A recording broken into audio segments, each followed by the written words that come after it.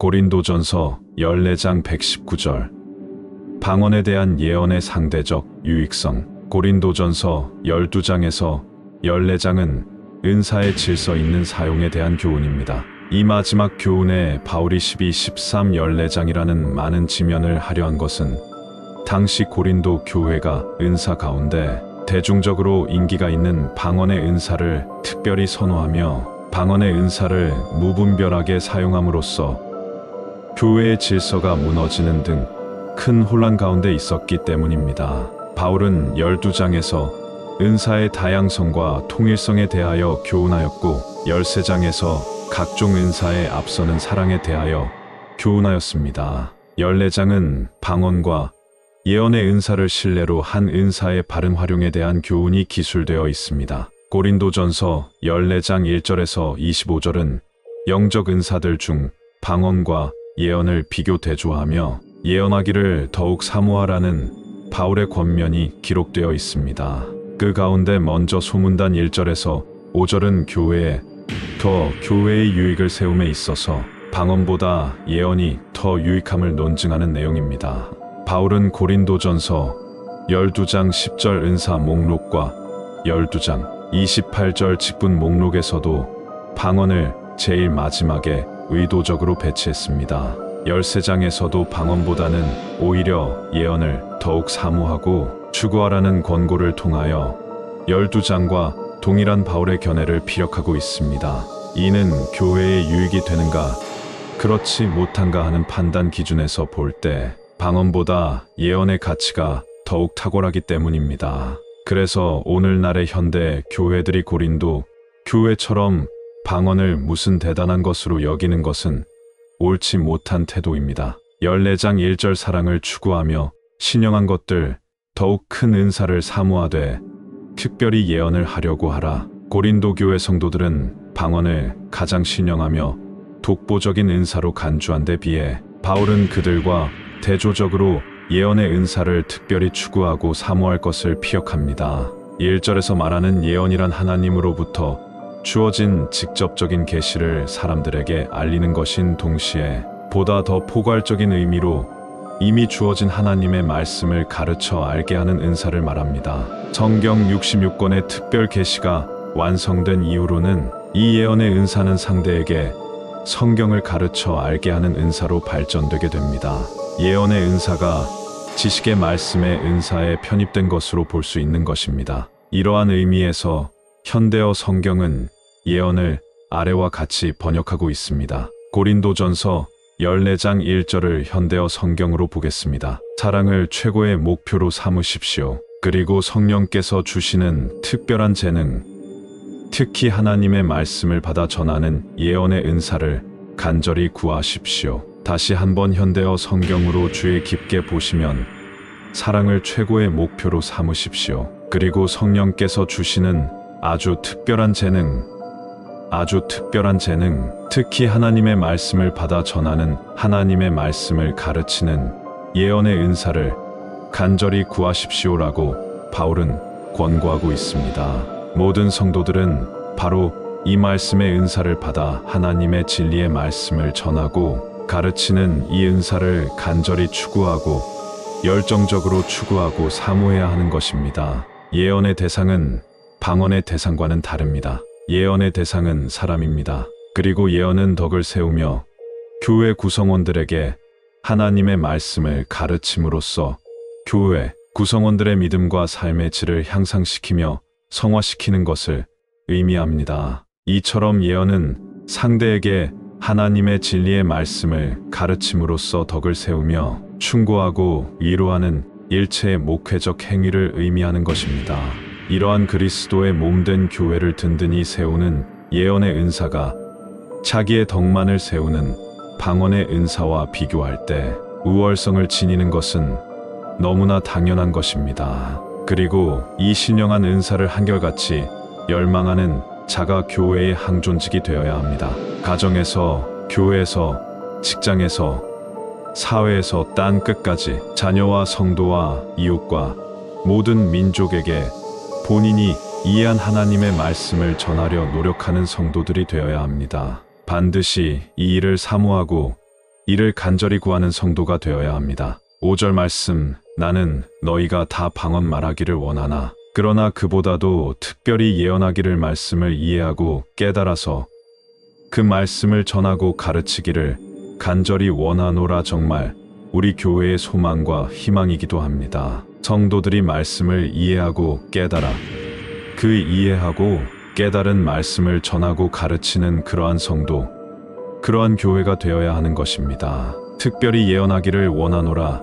만일 방언을 말하는 자가 통역하여 교회의 덕을 세우지 끼치지 아니하면 예언하는 자만 못하니라. 이 부분을 새번역 성경은 예언하는 자가 더 훌륭하니라 라고 번역하고 있습니다. 고린도전서 14장 6절에서 11절은 교회의 덕을 세움에 있어서 가르침이 없는, 메시지가 없는 방언의 무익함을 논증하는 내용입니다. 이러한 내용들을 통해서 우리가 이해할 수 있는 것은 어떤 진리의 내용, 진리의 본질을 이해하고 깨닫는 것이 가장 중요합니다. 우리가 예배를 통해서, 설교를 통해서 우리가 메시지를 발견하지 못하고 그 메시지를 이해하지 못하고 깨닫지 못한다면, 그리고 한 주간을 살아가면서 우리에게 허락하셨던 그 말씀에 대한 이해와 깨달음이 없다면 우리의 인생도, 우리의 삶도 사실 허무하고 무익한 것이 되고 마는 것입니다. 바울은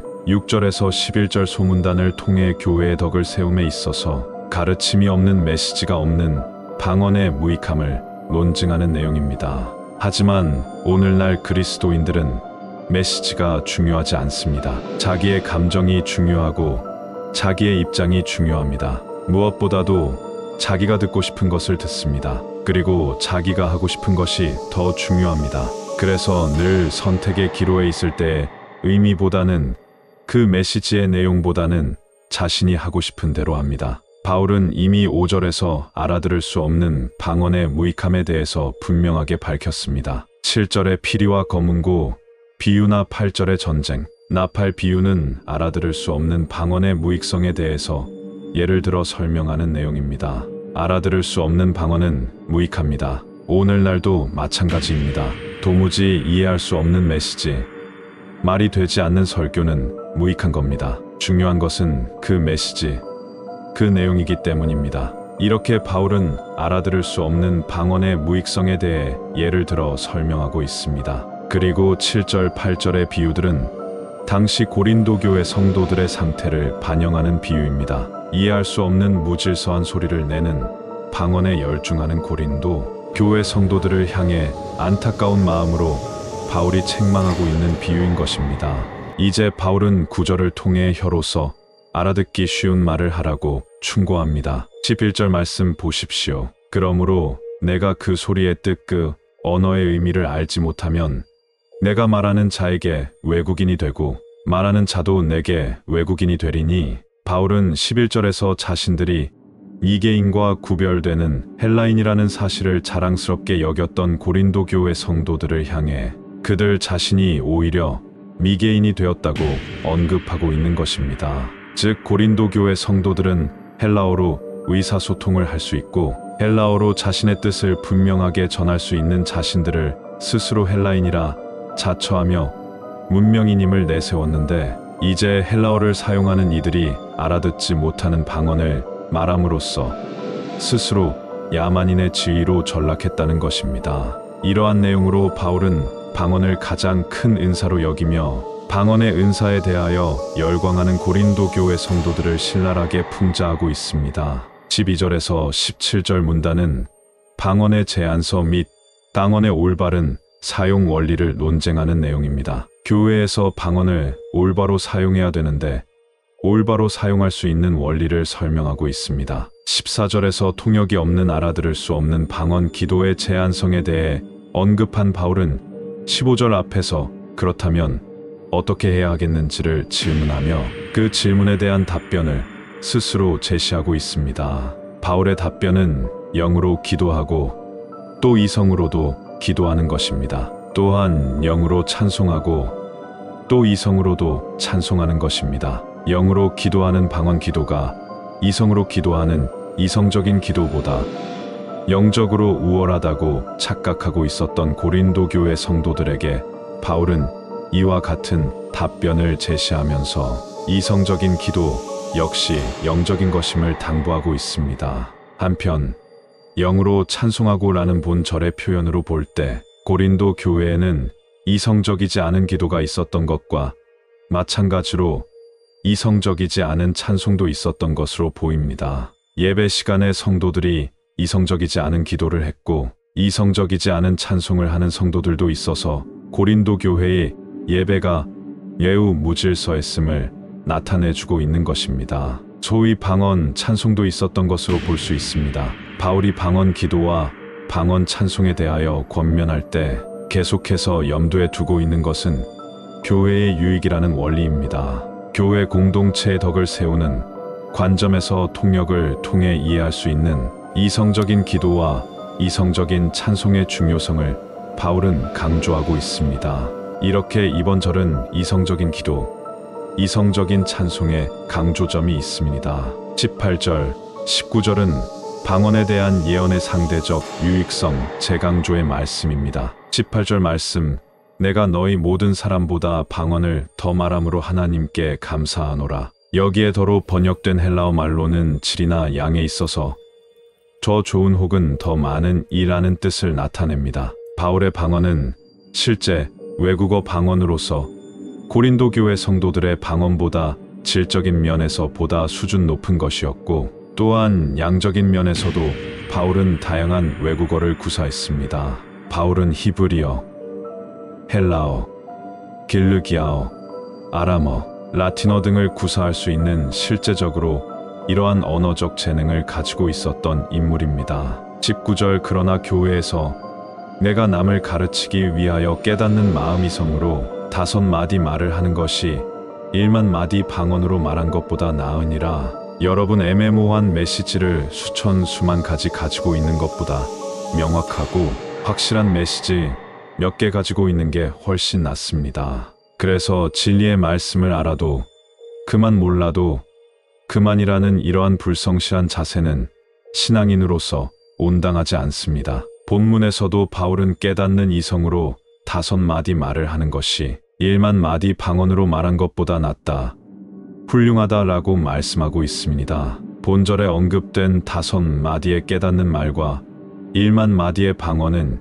예언과 방언의 대조를 극명하게 드러내는 것으로 방언에 대한 예언의 상대적 유익성을 극적으로 표출시키는 표현입니다. 즉 바울은 예언과 방언의 차이의 핵심을 깨달아서 남을 가르치는 것에 두고 있습니다. 바울은 예언과 방언의 차이의 핵심을 말씀을 깨달아서 남을 가르치는 것에 두고 방언은 명료한 언어로 회중을 가르칠 수 없지만 예언은 명료한 언어로 회중을 가르칠 수 있다는 점에서 예언의 상대적 유익성, 예언이 그리스도의 몸, 교회에 있어서 훨씬 더 덕이 되고 유익이 됨을 논증하고 있는 것입니다. 이처럼 진리의 말씀을 깨달아 회중에게 가르치는 일, 진리의 말씀을 이해해서 사람들에게 가르치는 일이 교회에서 가장 중요한 영적인 활동이고 교회 공동체에 가장 이익이 되는 가장 덕이 되는 활동임을 이해할 수 있어야 합니다.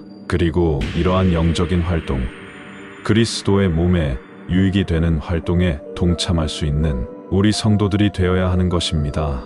고린도전서 14장 1절에서 19절의 사도 바울의 가르침을 깊이 묵상하시고 상고하시기를 바랍니다.